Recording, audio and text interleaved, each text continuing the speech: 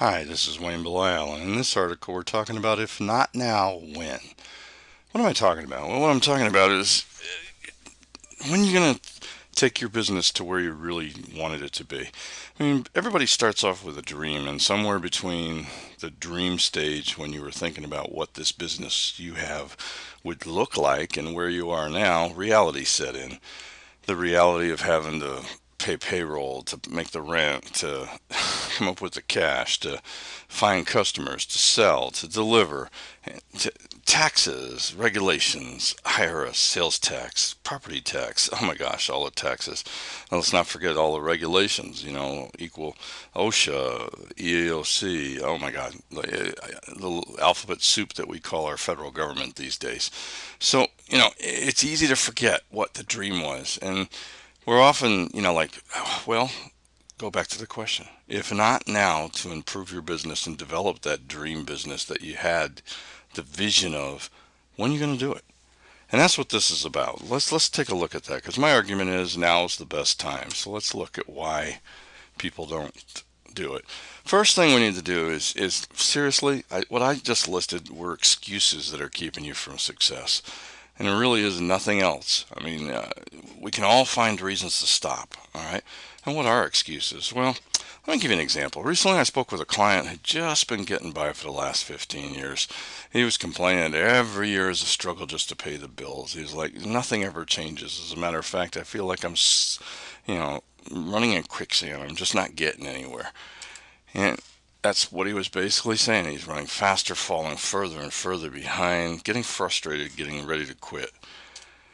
Not making enough money to take care of his family, not being able to take that vacation, feeling bad about that. It's like people that, that he felt were working for the government, making really good salaries that were friend to his, or even people that were unemployed were able to take vacations that he just couldn't find the time or the money to take. Not being able to afford that new car that he wanted, and or his family wanted, or just needed. I mean, sometimes it was that simple. I mean, I joke, when I first opened my business, there was very little difference. I had no customers, and even for the first year, I had like 8 tax return customers. And it really came down to that's when it became apparent to me that the only difference between self-employed and unemployed at the beginning is that unemployed people get a check, and self-employed people better go out and hustle. My answer to him was really, if you're not happy with your current situation, what are you going to do differently? Obviously, what you're doing isn't working. All right. He had tons of excuses about why things couldn't change. I mean, he went on and on. Too many business owners do that. They sabotage their success with excuses. And trust me, I've heard them all and probably said most of them. Let's be honest, we all have excuses. That's normal. I mean, really. That's because excuses are caused by our fears. And we're afraid of a lot of different things. Excuses are your mind coming up with reasonable reasons for avoiding what scares you. All right. And that's really what it comes down to. It's reasonable reasons. And I've heard them all, really, like I said earlier. Common excuses I hear: the economy sucks. The competition is killing me. My costs keep rising, but my customers won't let me increase my prices. I'm not educated enough, not smart enough, not pretty enough, not whatever. Figure it out. Technology changes too fast. It's too expensive, too confusing, etc., etc., etc. I don't have the money to market. I'm not a natural salesperson. What do I know? And besides that, I don't have time to sell. Heck, I'm busy, just keeping the doors open. I can't get good employees. I love this one. My employees never do what I ask them to do. Government regulations and taxes are killing me. My suppliers are gouging me. The bank won't lend me money. And heck, if I missed one, add it in here. Like I said, I hear them all. And funny thing is, I hear it from many of the hundreds of business owners I deal with, even when the economy's good or when the economy's bad, because that's a dirty little secret. Even in the worst of economies that we went through since 2008's collapse, I had businesses that were doing very, very well in industries that most everybody else was closing. All right. I should have is our way of using past failure and decisions as an excuse for current failures. I should have done that. If I'd only, I should have, invested in my sales and marketing earlier. I should have, learned Facebook advertising. I mean, I should have got on LinkedIn. I should have done this. Look at what my competitors are doing. I should have done that. One day is another type of excuse that allows you to put off doing the hard work needed to grow your business. One day I really should look into hiring a salesperson, or one day I should really improve my computer skills so that I can learn how to do this new internet marketing. And one day is just a way to not do it today. So again, I ask, if not now, when? If you're not planning on changing now, when are you going to do it? Now is really a great time to grow your business. And yes, in today's economy. Yeah, that sounds a little crazy, but consider the following. Prices are low now and suppliers are willing to strike deals. Look, the economy's tough, man. In 2007, 2008, you could fall out of bed and make money almost. There was people had the money and were willing to spend it, and they figured it was free money anyways. They could borrow it, they could get it from customers. No big deal. All right. But right now, not the case. Suppliers are willing to strike deals and looking for ways to do that. Technology has made it easier and cheaper for the small business owners to compete. This magazine is a perfect example of that. I mean, doing an iPad magazine, when I first looked to try to do it, the cheapest price I could come up with was $25,000. We were able to do this for under 3,000. Yeah, we're spending some money monthly, but still, I mean, it definitely was something that we were able to do.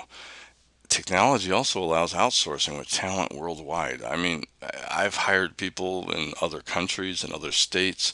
You don't need a full-time employee. Matter of fact, I'm getting some high quality people that I would never be able to afford and may not even be able to find in my neighborhood.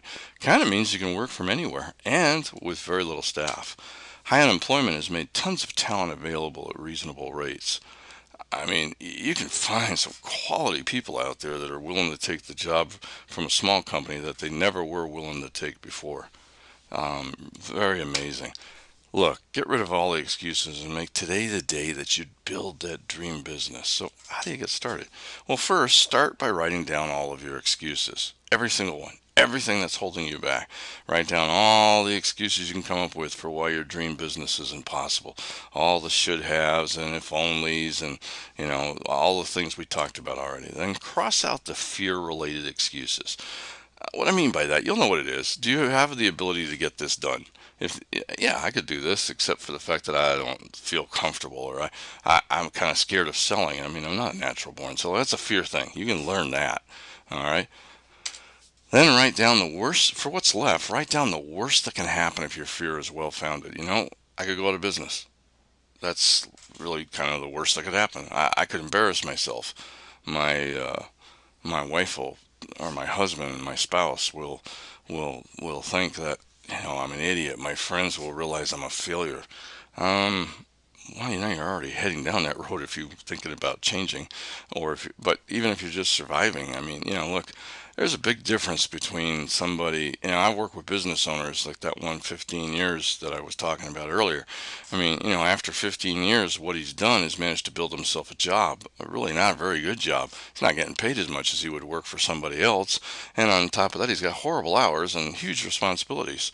Um, I've worked with other people who have managed to build a business where all of a sudden they've built something that has value and they're able to sell it for, $5, $10 million, in the same 15-year period. And I hate to say, didn't want to tell him this, but I've seen it done in the same industry he's in. So if it's fear that's holding you back, get rid of it. Decide if you're able to accept and survive the worst case.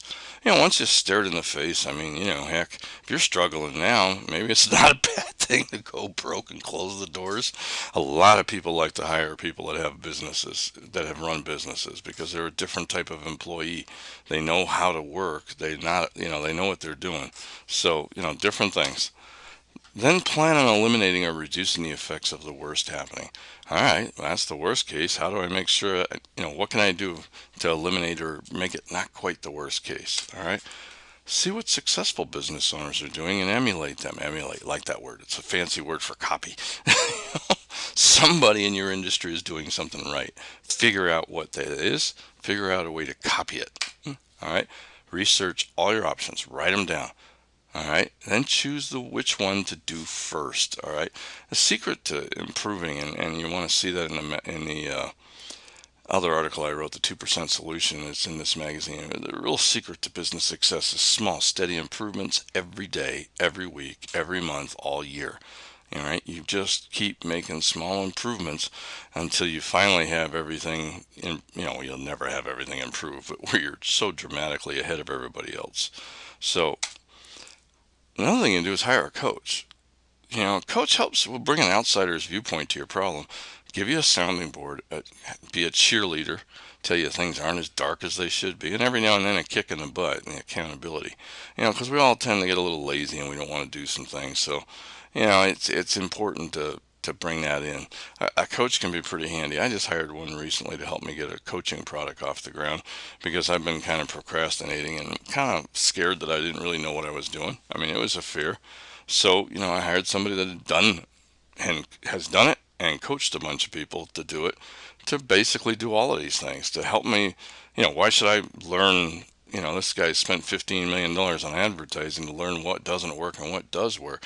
It's kind of crazy for me not to spend, $15,000, $20,000 with him to avoid these problems.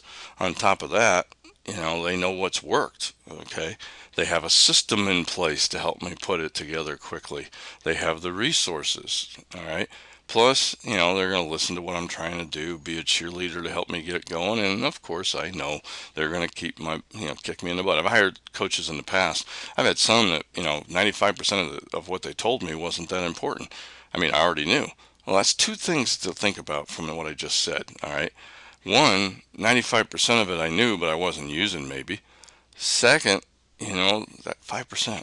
If you go to a seminar for 2 or 3 days, yeah, I did that recently, and I wasn't sure I wanted to go. But if I picked up one good idea that, added 20, 25% to my business, and I actually picked up a heck of a lot more than that. But even if I just got one, or even if I got reminded of one that I'd forgotten, and saw a different way to look at it, I might be in a different place than I was before. And more importantly, other times when I've hired coaches, well, I made a promise. I made a promise I was going to get something done by a certain time. And most of the time I did. So it really, really helped. Finally, write down all the good things that will happen for both you and your business if you overcome your fears.